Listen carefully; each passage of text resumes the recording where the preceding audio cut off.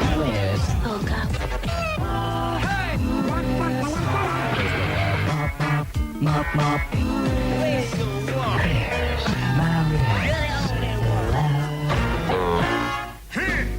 A 1FM Madonna exclusive tonight, exclusive only to this show in the whole UK. We have Madonna reading A.A. Milne. If I were a bear, and a big bear too, I shouldn't much care if it froze or snoo. That's nice. For I'd have fur boots and a brown fur wrap. Yeah.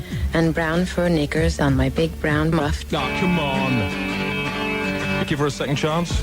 If I were a bear, and a big bear too, Yeah. I shouldn't much care if it froze or snoo. For I'd have fur boots and a brown fur wrap. And his big jaws to cover my muff. You're just being silly now. Yeah, disc jockey's in absolutely no position to talk about sleaze. The whole record business is founded on sleaze and perks. I could tell you about the nameless disc jockey who still works here, who was at a Richard Branson party recently, and there was a record company man next to him. The record company man gave a big bag of drugs and said, could you just hang on that for a second, and then turn around to finish the conversation. When he turned around again, the jock was gone. Left for the whole evening with about half a pound of marching powder. But I won't. Sadly, mostly those days are gone. The days of the good old big mass bribes and drug weekends. Like when U2's first album came out, each jock was provided with 50 poppers and a beautiful 8-year-old Irish boy who had never learned to speak. Now it's only very rare that such perks are offered. More likely you'll end up like 1FM film dog Mark Kermode making the best of his recent gift, which was a pig wearing a Juliette Lewis mask and cheap perfume. What it is it's an enjoyable piece of fluff. Gifts such as books are ungratefully received by DJs like Lynn Parsons. It's just a lot of words. And more often, the pluggers promise weekends of cheap entertainment like copper baiting for jocks like Steve Lamacq of the evening session, who says it's as much fun whether you're attacking the police or being thrashed yourself. I threw bottles, sticks, anything I could lay my hands on at the place. I was also hit by a truncheon round the head, kicked in the balls by a copper. Also tonight, an eyewitness sees Angus Deaton plummet from a whore's boudoir as he tries to avoid the paparazzi. He was hanging out the window, opened a look in the room, said there was no one in there, and disappeared, so he could climb back in through, but he couldn't hold on to the ledge no longer, you know? Tragic. Of course, front page of The Sun, great publicity for the new series of I Got News for You. They all sat around in the office working out what they were going to do, and they suddenly said, hey, Angus, you know that whore? And he went, oh, no. And he said, yes, the Sun. No. And they were all going, Angus. And he's going, no, please, no, Angus. And they sold it. 80 quid, very cheap. He's notoriously mean. Apparently he spent 2 days haggling her down from 85. I'm famous, you know. Do I get a discount?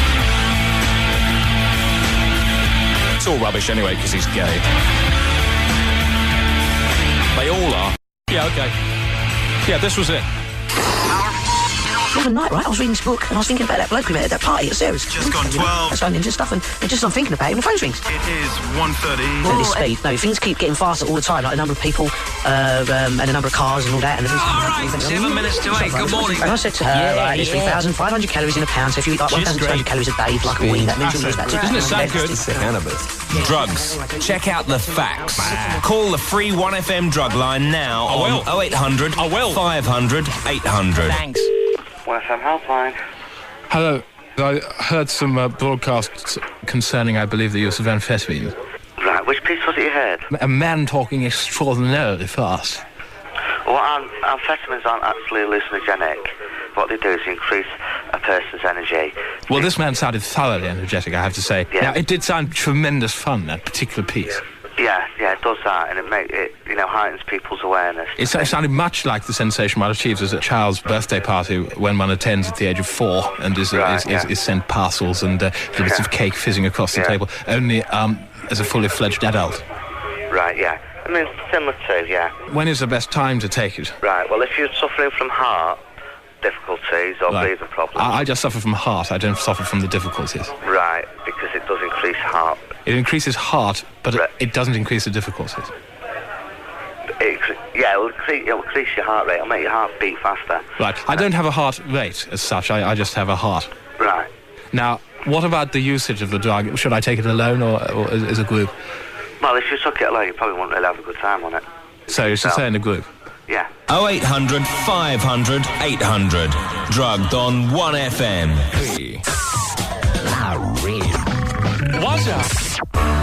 Very refreshing to come across a national radio network that's prepared to advocate the use of drugs and tell you how to get the best out of them.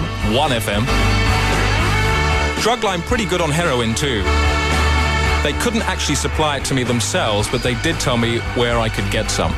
Oh yeah, here's this, the information office. Yeah, so I phoned the drug line. I said, can you give me some pure heroin? They said no. I said, well, I'm sure I heard that on the programme. They said, phone the information office. Good evening, information office. That's the information office? It is, yes. I have an inquiry about the campaign that Radio 1 running at the moment. Oh, yes. Now, I've spoken to the drug advice line. Yes. On the subject of heroin, and they couldn't actually provide me with the drug in a pure form, and they suggested that I call you. I don't know why they suggested that. They said that the information office might be able to provide Well, me. I can't. I'm telling you that I can't. You can't need to provide me speak any... to- You cannot... You're saying categorically that you cannot provide me with any heroin? That's right, yes. But the advice line people told me that I would be able to make a contact with a heroin supplier on this number. Well, I'm very sorry, but they have sadly misinformed you. Is there any name you could give me I could contact for the heroin? Just ask for the Claire Sturgis production office. So I phoned Claire Sturgis production office and asked for some heroin. If you wish, yes. And that's what you're suggesting I do? Yes. All right, thank you very much. Peter Bainham is in Leeds this week on tour with Jeff Capes. We'll hear from him in a minute. By the way, there's Kiddies Outing today, which got chopped last time. So we're going to do it again and see if it gets chopped this time. But I think it'll squeeze through this time. So a fully fledged Kiddies Outing for the person that got chopped last time. And here's today's feedback report number 1.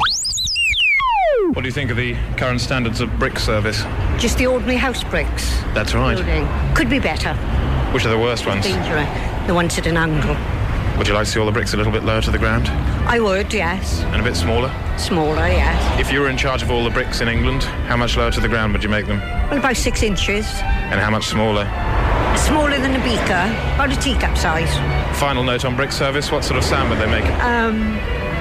Just a quiet little tinkle thing. Like a chime? Yes. A low chime. By what year? Couldn't possibly be done much before 2000. But by then you'd like to see chiming bricks lower to the ground and the size of a beaker. Yeah. Peter Bainham not here tonight. He's in Leeds on tour at the moment with Jeff Capes. That's Peter, right. Yeah. Oh, good, you're there. Yeah. Now, you're touring these art centres, doing the art centre circuit. Jeff Capes is a fairly new addition to the cabaret circuit. He is, but what a guy. Well, I know you share the same agent, so I know you're going to put in a certain number of good words for him. Well, yeah, I mean, fair enough, but he is a great guy. I mean, you've seen him, though, Chris. Yeah, well, I saw it at Reading. That kind of, that whole chanting thing. I know There was that sort of 500 people. Going like, Capes, Capes, Capes, Capes. I mean, just brilliant. And then on he comes, he does a 20-minute stand-up set of rip-roaring stuff, and then pulls a horse to pieces with his bare hands. I mean, isn't that just fantastic? Well, I have to say, I mean, it's a really interesting moment because the audience is confronted with somebody that they know and many of them love doing something of unspeakable violence, and yet they laugh. Well, do you know what the amazing thing is? That I've had people coming up to me after the show, and they all say the same thing. They say, in theory, that was a disgusting thing, but in practice, seeing it, it was just amazing. Then you go on for an hour. You have to follow that. I do, yeah. I go on and do the singing, you know. The Hello There Black Man with a large penis. Yeah. And you do that for an hour? I do, yes. What's his name? What, the Mojo Flopcock. Yeah.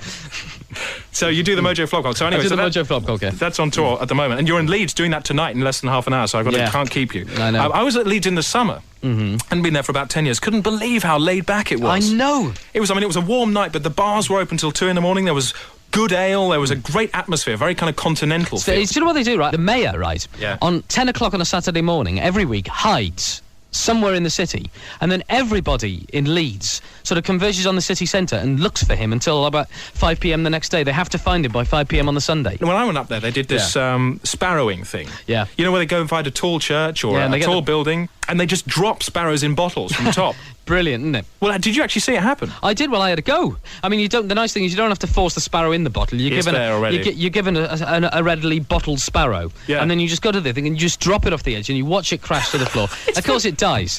Well, it's superb though. To watch the thing trying to escape out of the bottle as it goes down. And then this week, I gather, I was in the Sunday papers that they got 1,000 volunteers to change the hospital's nappy. Very moving. That. Did you see that? God, it was just beautiful. Because you came in on Sunday night or something. I came came in on Sunday night. I mean, In this a is the other car. thing. In a car. I mean, the thing is, I have to say that one of the best things, right, is the drumming. Have you heard about this? They have drummers. the black spot? Yeah, on every accident black spot on the outskirts of Leeds, there is a famous drummer. They're people like Topper Headon, right?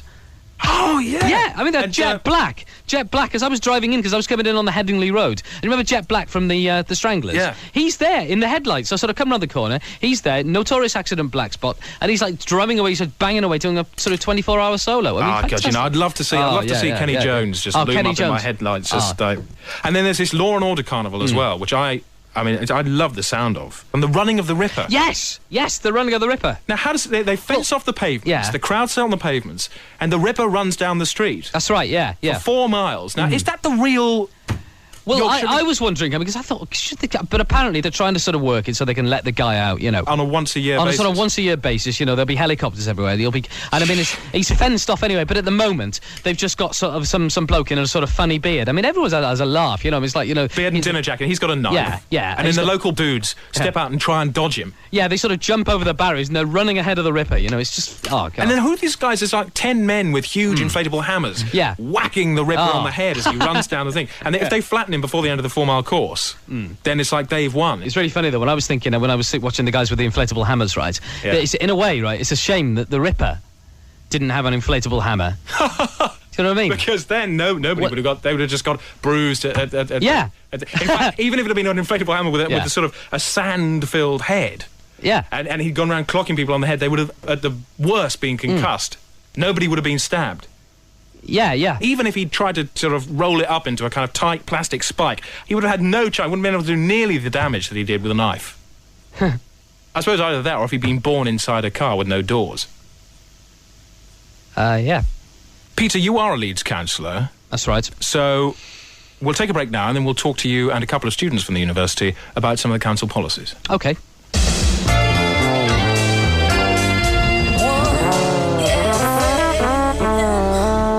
So that follows Newsbeat. Made a terrible mistake this week.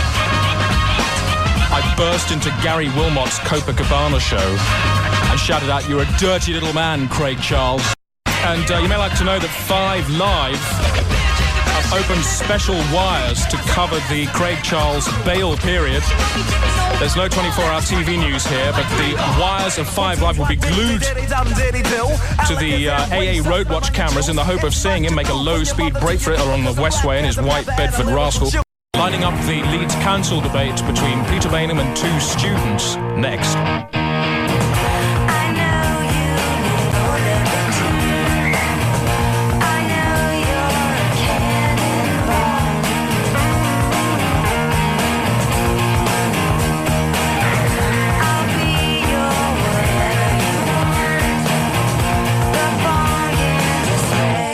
Song.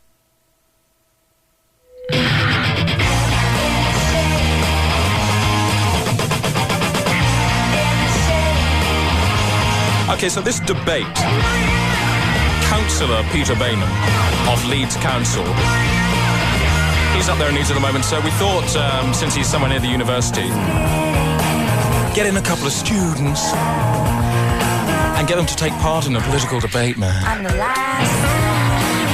So we did this yesterday, and he sat there defending totally spurious, ridiculous policies that I was putting to him. And then we tried to get the students in to say, no, those policies are really bad ideas, man.